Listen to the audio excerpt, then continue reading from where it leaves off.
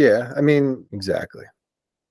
And then also talking on the diet side of things, right, is when you're now recovering in a way where you're not, if you figure out the diet on the out of this too, which is another thing that I'm going to be working on with these guys, is like trying to eat in a way where it's more fueling the being used to it in a state where you're working out on like lower carbs per se, right? Now we can run on ketosis in some of these situations, which is a lot cleaner energy where we're not constantly trying to refeed glycogen to keep insulin at a certain level so we're feeling good and not having any crashes or mental fog or any of this other stuff. And this is something I'm really excited to test out because, right, if we can get to a place where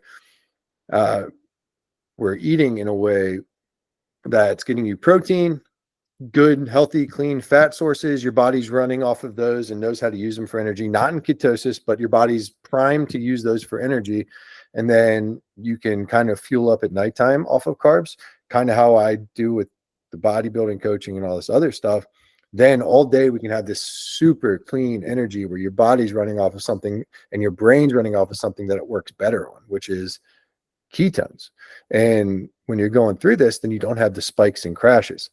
But what most people are worried about is, like, you see Tiger Woods, he's eating a banana on every other hole because he's trying to keep these carbs coming in because his brain and his body's burning it off so much. But what do we have? Just like unlimited amounts of fat.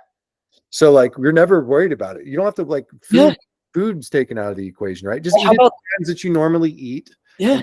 Keep going through your day, and then it's just about golf. It's not about, oh, I need a bar right now because I'm feeling well, let's talk about what you just said right there, right? Like, ooh, I'm mid game, mid whatever, right? And I'm like, oh, now I need a refeed, or I need this, or I'm feeling hungry. You're immediately taken away from being in the moment and executing. So you have mental energy going that way, and it takes energy to digest. It takes resources away from performance when you have to ingest, digest, and redistribute. Yeah. So that constant, I love what you were saying in terms of like being able to get to a state where your body can utilize both fuel sources efficiently. You don't necessarily need to be in ketosis to be able to use fat. I think that's one of the biggest common misconceptions that have come out from the keto diet era, if you will. 5 days to get into ketosis.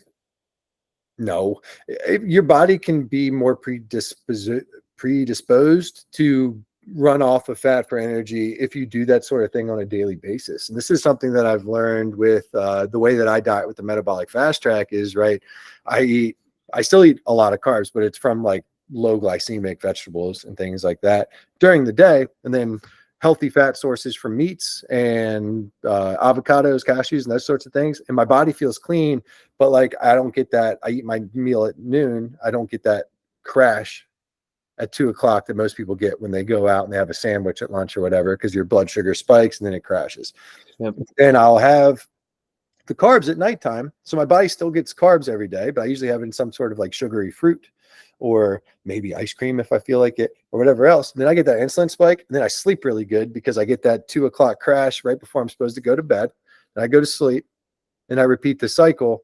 But then I usually exercise in the morning, but I'm using the glycogen that I ate the night before because glycogen just doesn't go away. You don't need to eat it right before you do something, right? It gets stored. So now from nighttime to when you're playing in the morning, you can use that glycogen for fuel.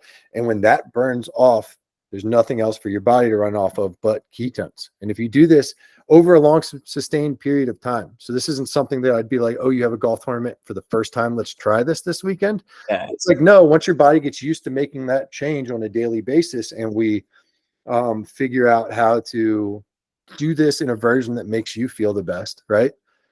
Then we can emulate that and just keep living the way that we're living that makes us feel good on the weekend.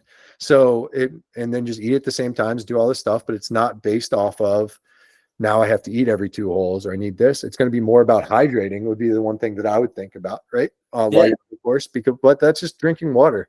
Exactly. And being more intuitive too, right? Because it teaches you to be intuitive, like, oh, checking in with yourself, like, damn, I'm feeling really good. I don't need it. I don't need that bar or that extra fuel source. Like I'm in the zone. I'm feeling great. I don't need to eat just because Yeah. I have to But based on. yeah. And then you don't have to be fasting to do this. You can take the 2 meals and split them up into four meals over the course of the day. And that might be what we do because tea times are going to be morning and nighttime. Yeah.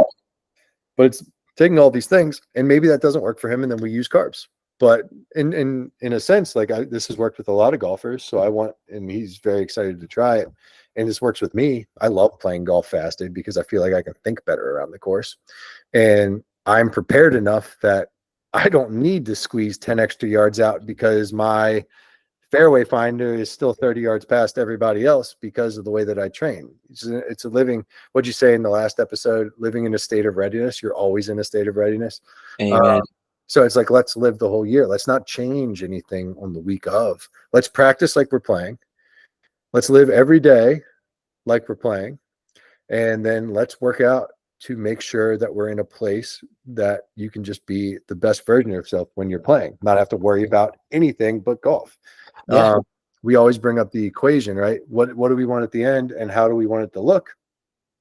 Well, now we have every piece of it. We have diet, training, and I guess endurance or recovery all figured out in the easiest way possible, because now it's just a habit that we've created over the course of an entire year. And then it doesn't really have to change over the weekends. You're just always in that place. The only thing that I might say is we'll probably still have people do the cheat meals over the weekends if they want to, or maybe we'll do it with golfers on Mondays and Tuesdays because that's after the tournament's over. And we're just working on it that way, but who knows? But it's like, and everybody will be completely different, which is the cool part too. It's like figuring out these ideas and then using a way to make it perfect for them. So Yeah. they feel good. But figuring out that equation, and we have just like the amazing building blocks of it already. And then it's just going to take minor tweaks to fix everybody and have like a perfect program around what they want.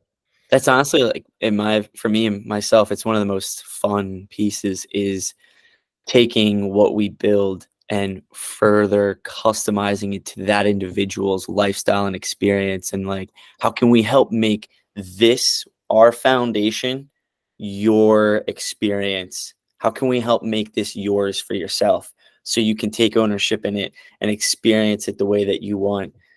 That's our mission and vision for everyone. I freaking love it.